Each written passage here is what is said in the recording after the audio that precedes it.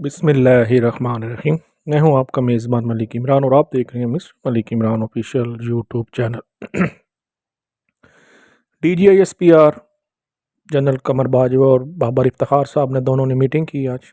हैरानगी की बात है कि उन्होंने यही वक्त क्यों मखसूस किया, शाम के टाइम भी कर सकते थे। कितना बड़ा जर्नलिस्ट है, उसका जनाजा था, सारी कवरेज अपनी तरफ उन्होंने ली। खोदा फाड़ निकला चूड़ा चूहे की वो दास्तान शुरू हो गई थी आए DGISPR की तरफ से। अजीब अजीब सी बातें कर रहे थे, हमें पता चलना चाहिए वो कहाँ रहा। आपकी एजेंसियां सोई पड़ी थी दुबई में, वो किधर रह रहा था? आपको नहीं पता किस पे पर्चे किसने किए थे इधर?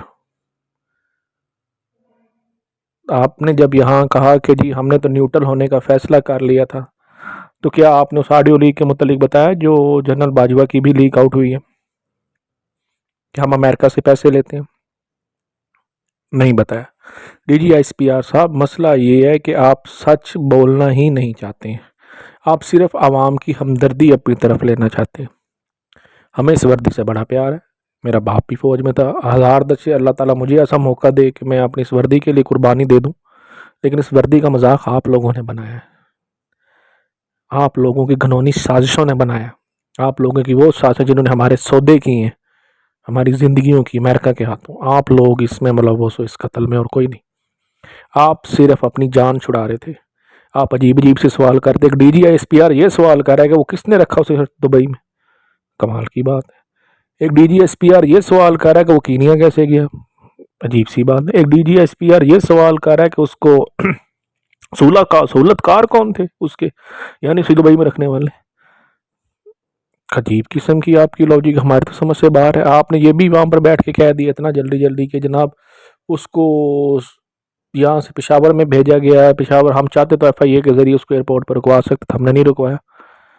अजीब बात आपने की। आपने मुझे ये बता दें सर, आपने उसके ऊपर 15 पर्चे क्यों किए? कराची में जितने पर्चे थे उसके ऊपर जो हुए वो पर्चे क्यों हुए? FIR उनके खिलाफ कौन दर्ज कर रहा था? ये बात आपको बतानी तो पड़ेगी। अगर आप ये समझ रहे हैं कि अवाम बेवकूफ़ है, तो अवाम तो बेवकूफ़ नहीं। और मज़े की बात, आपने बड़ी अजीब सी बात कर दी। हम 20 साल की माजी की गलतियां धो रहे हैं। आप नहीं धो रहे, आप अवाम को धो रहे हैं। आपने अपनी गलतियों से सीखा नहीं है, आप अपनी गलतियां मजीद कर रहे हैं। अगर आपने अपनी गलतियों से सीखा होता तो आप कहते फ्रंट लाइन पे खड़े हो के भाई we are not a strategic partner America, हम अपने गरीब लोगों के खून से नहीं खेल सकते। लेकिन आपने अजीब सी बात कर दी। आपने उस कॉन्फ्रेंस का भी हवाला दिया जो कि एक गैर मुनासिब किस्म की आप बात कर रहे हैं कि वो कॉन्फ्रेंस हुई, उसमें दहशत गर्दी के खिलाफ जो नारे लगे उसके पीछे वर्दी है। आपने ये बातें की। आपने ठीक, आपने पूछना तो उनसे पूछिए तो सही कि दहशत गर्दी के पीछे वर्दी किस वक्त है, कब है दहशत गर्दी, उन्होंने क्यों ये नारा लगाया? हम तो लानत भेजते हैं ऐसे लोगों के ऊपर जो वर्दी के लिए ये नारा लगाए। उनका मुंह न नोच लें जो कहें दहशत गर्दी के पीछे वर्दी, इसके खिलाफ मुंह न नोच लें उनका कि हमारे वतन और हमारी फौज के खिलाफ ये बात करें। लेकिन आपको इसका जवाब देना पड़ेगा ना। उनसे पूछे ना, कैसे आप ये हमसे नारे लगवा रहे हो, कहां पर हम खड़े थे, किस वजह से हम दहशत गर्दी के पीछे इस वर्दी में, कैसे आपने हमें कह दिया? मैं सर आपको छोटा सा हवाला दे देता हूँ, क्लू देता हूँ, ढूंढ आप खुद लीजिएगा। लाल मस्जिद बहुत बड़ा सानिया हुआ मुशर्रफ के दौर में, आखिरी टाइम तक उस बंदे ने सिलेंडर कर दिया। उसके बावजूद आपने वो लाल मस्जिद में अटैक किया, जिसको खुद मुशर्रफ ने भी ऑन किया कि हाँ ये हमारी गलती है। उसके बाद दहशत गर्दी इंटर हो रही है इस मुल्क में। शायद इस वजह से लोग कहते हो दहशत गर्दी के पीछे वर्दी है। सॉरी टू से, आपने अवाम का सौदा किया। अमेरिका की जंग में दाखिल होकर अवाम को आपने साइड लाइन किया, क्योंकि अमेरिका आपसे ये जंग करवाना चाहता था। उसका पूरा प्लान था, पहले वो ये कर चुका था इराक में, वो सीरिया में सर अंजाम दे चुका था। उसने ये प्लान कजाफी वाला भी किया हुआ था। मुशर्रफ को खौफजदा था, वहाँ उसी ने प्लान के तहत मुशर्रफ को हुकूमत में लेके आया और ये पूरी स्ट्रेटजी के तहत उसने अफगानिस्तान पे हमला किया। इस वजह से वो कह रहे हो दहशत गर्दी के पीछे वर्दी है शायद। चले आप ये भी छोड़ दें, अवाम के पूछे बगैर आपने फौज, अमेरिकन फौज ने हमारे से अड्डे और रास्ते क्यों लिए? आपने किस सलाहियत और बेस के पीछे अफगानिस्तान की जंग में हम गरीब लोगों को और हमारे गरीब बच्चों को झोंका? बताइए ना। आपकी तो चलो, आपकी तो सिर्फ जाने कुर्बानी नहीं गई, पाकिस्तानी मरे खुदकुश हमलों में कितने मरे? कितनों के कारोबार बदल के किन किन नस्लें उजड़ गई। आज भी हम दहशतगर्दी का लेबल लेकर दुनिया में जाते हैं, हमें लोग टेररिस्ट कंट्री कहते हैं। कोई जवाब है आपके पास इसका? आपने बड़े आराम से कह दिया जी 20 साल से हम अपना रोना धो रहे हैं। कौन से 20 साल की बात कर रहे हैं आप उस 20 साल को मुकम्मल बताएं हमें। एक 20 साल तो वो हैं जो मुशर्रफ के दौर के, एक 20 साल वो हैं जो नवाज शरीफ के दौर के, एक 20 साल वो हैं जो अयूब के दौर के, एक 20 साल वो हैं जो ज़िया के दौर के। आप हमें को क्लेरिफाई करें, आप किस 20 सालों की बात कर रहे हैं?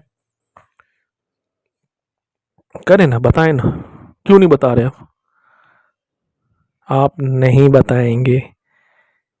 अगर आप इतने ही सच्चे हैं, आप ट्रुथ एंड कंसलेशन करें। आप क्यों नहीं कर रहे? आपको चाहिए कि आप ट्रुथ एंड रिकंसिलेशन करें, ये एक कमेटी बनाएं। हमें पता होना चाहिए। आपने यहाँ पर बैठ के कह दिया कि जी आईएसआई ने ऑफ़र की, हमें तो यहाँ पे इतनी बड़ी ऑफ़र जो उसको हो चुकी थी जनाब मोहतरम बाजवा साहब को कि आप चाहें तो खैर महीना मुद्दत के लिए रख सकते हैं। मैं हैरान हूँ कि बाजवा आपके प्रोफेशन में ऐसे लोग बैठे हैं को जो एक्सटेंशन मांगते हैं, चाहते हैं। या आपके प्रोफेशन में इतने नालायक लोग नीचे बैठे हुए हैं जिनको, जिसकी वजह से जर्नलों को एक्सटेंशन लेनी पड़ती। जो शख्स एक दफ़ा एक्सटेंशन ले सकता है वो दूसरी दफ़ा क्यों नहीं ले सकता? या तो गैरत का मुजाहरा उसी टाइम ही कर देता, मैंने एक्सटेंशन नहीं लेनी।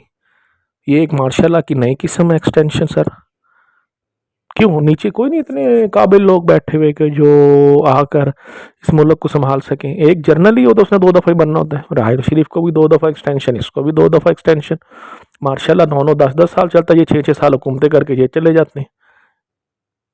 ये एक्सटेंशन मार्शाल्लाह से कम तो नहीं होती। अब कैसे अपने आप को क्लेरिफाई कर रहे हैं?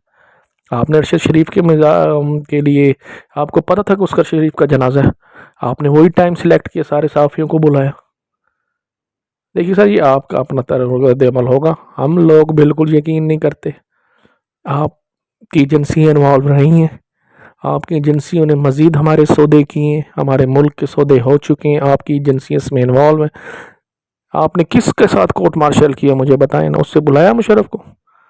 आपने किसी जनरल को पकड़ के टांगा कि भाई तूने मुल्क में सौदे किए हैं, आज ये अवाम भुगत रही है? नहीं किया आपने। ये ड्रामागिरी है सर, सिर्फ और सिर्फ ये ड्रामागिरी है और कुछ भी नहीं। चले मैं आपका लटका हुआ चेहरा और उतरे हुए चेहरे की कुछ दास्तानें सुनाता हूँ। आप असल में बेसिकली कहना क्या चाह रहे हैं?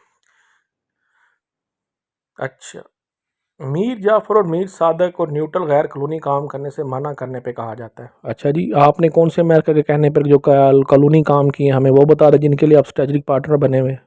क्या वो आइन से बालातर हो? क्या आपने काम नहीं किया? इस मुल्क से गद्दारी नहीं काउंट होती? क्या आपने इस मुल्क की आवाम को पीछे करके उस जंग में धकेला जिस जंग में वो नहीं जाना चाहते थे? तो फिर मीर जाफ़र और सादिक कौन है? ये अवाम है। अच्छा, उसके बाद आप कह रहे हैं कि जनाब लेफ्टिनेंट जनरल नदीम साहब भी थे रावलपिंडी में। ISPR ISI lieutenant general Nadeem Anjum का कहना है कि मार्च में आर्मी चीफ को गैर महीना मुद्दत तक तौसीफ की ऑफ़र की गई थी। भाई क्यों की गई थी? क्यों की गई थी ऑफ़र? मैं यही तो पूछ रहा हूँ। और क्यों लेना चाह रहे? पहली एक्सटेंशन क्यों ली? दूसरी तो ऑफ़र छोड़ें, इतना ही गैरतमंद था, गद्दार नहीं थे आप लोग तो एक्सटेंशन लेते क्यों हो? क्या नीचे नलायक तरीन लोग बैठे हैं जनरल जो नहीं काम चला सकते इस मुल्क का? या ये भी अमेरिका की स्ट्रेटजी का प्लान होता है कि उसी जनरल को बिठाना जब तक हमारा काम ना हो? ये भी बताएं हमें सर आप।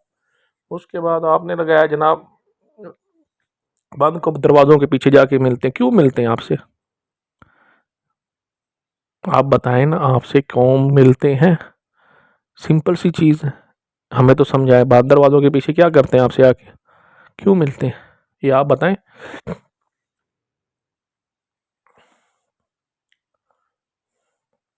साफ़ी आपको अपने दरमियान दे के हैरान है। आपने बिल्कुल ठीक कहा, क्योंकि आपका बनता ही नहीं। मुझे तो लग रहा है आपको एक खौफ है कि जो न्यूट्रल वाली कहानी के बाद जो NRO की कहानी वो आपके गले ना पड़ जाए। सर, NRO सियासतदानों ने नहीं लिया, हमें पक्का कन्फर्म है कि NRO जर्नैलों ने, फौज ने लिया। सियासतदान NRO ले ही नहीं सकते, उनकी औकात ही नहीं है। ये NRO फौज ने लिया। अब चलते हैं आगे जी। क्या आपने कहा कि झूठ बोल के दरशार फैलाया जा रहा है? आप उस झूठ को क्लियर करें, क्या झूठ बोला जा रहा है? हम तो आपसे कह रहे हैं, आपने वो बंदे बिठाए हुए थे जिनकी बेचारों को जरूरत ही नहीं थी, वही सवाल आपसे कर रहे थे। और जिनको आना चाहिए था वो लोग बेचारे वहाँ पर थे अरशद शरीफ के जनाजों पे। बात तो थी ना ये वाली, फ़र्क तो समझने में आना चाहिए ना। DGSPR ने कहा कि सियासत से दूर रहना फ़र्द वाहिद का नहीं, अदारे का फ़ैसला था। अदारे का कौन से फ़ैसले हैं जी? अदारे के फ़ैसले शुरू से हम जानते हैं, हम जिस आज लड़ी पे जी रहे हैं, ये इदारों के फ़ैसला। आप हमने कभी आपने हमसे ये शेयर किया कि आपने किस तरह से अमेरिका के साथ आपने अपनी जो स्ट्रेटजी पार्टनर्स डिक्लेयर किए, कभी किया आपने अवाम के साथ ये शेयर? कभी अवामी नुमाइंदों के साथ किया कि ये अड्डे किसने दिए हुए थे, ये फ़ौजी क्यों यहाँ से गुजरे हैं, ये रास्ते क्यों दिए गए हैं? कभी किया आपने? नहीं किया। आपने बड़ी आराम से बात कर दी जी, न्यूक्लियर वेपन की धमकी दी जाती, फ़ौज क्या करनी है रख के। हमने भाई, हमें फ़ौज से मतलब ही नहीं है। आप बेशक 50 लाख हो, 10 लाख हो, 4, हमें सिर्फ हमारा हिसाब दें कि आप लोगों की वजह से इस मुल्क में कारोबार नहीं आ रहा है। कॉमन सेंस ये, हुकूमतें गिरती रहती हैं, नवाज शरीफ चला जाए, पूरी दुनिया में हुकूमतें गिरती हैं, उनकी वजह से कारोबार दुनिया छोड़ के नहीं जाती। जब से इस 75 साल की बदनसीबी ये है कि जब हुकूमत गिरती है कारोबार भी चले जाते हैं यहाँ से। इमरान खान के गिरने की देर थी, सारी फैक्ट्री वालों को अमेरिका ले गया, जो फैसलाबाद में कपड़े का काम कर रही थी। क्यों? ये कैसे क्रिएट किया गया कॉज के यहाँ से ये लोग निकले? इसकी सबसे बड़ी वजह आपका स्ट्रेटजी पार्टनर है। उससे पूछते आप कि भाई हमें तो उल्टा कारोबार चाहिए, तो हमारे ही यहाँ से लेके जाने को तुला हुआ है। आज फैसलाबाद की मिलें बंद है, मोबाइल इंडस्ट्री सारी बांग्लादेश की तरफ रुख कर रही। क्यों कर रही है सर? बताएं ना, ये क्यों कारोबार इस मुल्क में गिर रहे हैं? हुकूमतें तो जाती जाती रहती, कारोबारों को जो है नुकसान क्यों होता है? क्योंकि कोई तो स्ट्रेटजी पार्टनर आपके साथ है जो नहीं चाहता इस मुल्क में उसके बगैर कोई काम हो, वो आपको खुद अपने तलवे चाटने पर मजबूर करता रहे। कोई भी हुकूमत आए तो आप उसको ये कह सकें कि भाई वो हमारे साथ हमें पैसे देता है। अवाम वैसे जलील हो और पैसे वहाँ से भी मिलते रहे, यहाँ से भी मिलते, और हम ये कहते हैं जी यार हम उसका कुछ नहीं कर सकते, उससे हमें पैसे आते हैं, अमेरिका में पैसे दे, जैसे आपके जनरल साहब ने कहा। मेरा कॉमन सवाल है कि कारोबारी यहाँ से क्यों जाता है जब हुकूमतें ख़त्म होती हैं? हुकूमतें दुनिया में भी गिरती रहती हैं। को टैक्स की तो रिफंड नहीं हुए, टैक्स की कैंसिलेशन तो नहीं, कोई टैक्स ने तो नहीं बढ़ा, इंक्रीजिंगमेंट नहीं हुई, इंक्रीमेंट तो कोई टैक्स के साथ इंक्रीज भी नहीं हुई, कोई चीज़ें सैलरी में आपकी डबल हो जाती हैं। सारा बर्डन आप आवाम पर डाल देते हैं, ऊपर से आप कहते हैं जी ये हो गया वो हो गया। आप सच बोलना ही नहीं चाहते। आपकी आज चेहरे पे खौफ जो महसूस हुआ आवाम ने देख लिया सर। आवाम को पता चल गया कि DGSPR क्या है, वो खौफ चेहरे पे जाहिर हो गया है। बहरहाल ये तो आने वाले अब चट्ठा कट्ठा खुलेगा, वो सारा खौफ आएगा बाहर, पता भी चल जाएगा हमारा किसने है। आप नहीं बताएंगे, सोशल मीडिया है, सब पता चल जाएगा। मुझे इजाज़त दीजिए। आप देख रहे हैं मिस्टर मलिक इमरान ऑफिशियल, मैं हूँ आपका मेज़बान मलिक इमरान। अब तक के लिए यही अपडेट।